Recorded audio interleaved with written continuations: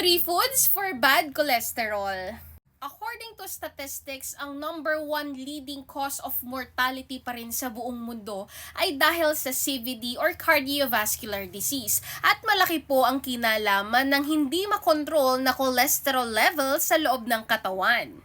Number 1, avocados. Avocados are a good source of nutrients such as monounsaturated fatty acids. According to research, ang fiber na makukuha natin sa avocado can actually increase HDL or good cholesterol levels in the body.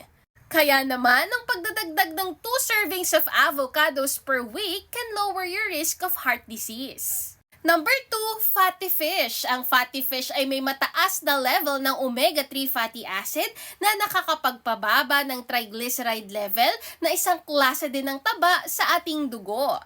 Ang fatty acid din na ito ay nakakapagpababa ng ating blood pressure at nakakatulong mag-prevent ng blood clot. So ang halimbawa po nito ay tuna, salmon, mackerel, herring, and trout.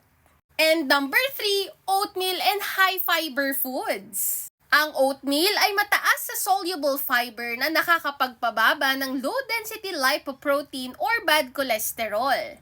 Ang soluble fiber po kasi ay nakakapagpabawas ng absorption ng cholesterol sa ating bloodstream. Kaya naman ang pagkain ng 5 to 10 grams or more of soluble fiber a day can decrease our bad cholesterol.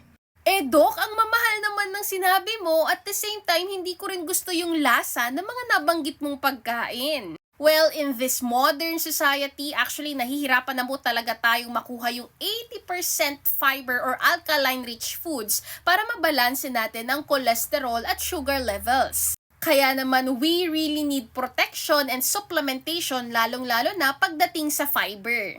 When it comes to fiber-rich supplement, I highly recommend Chef Ives Paragis Gold.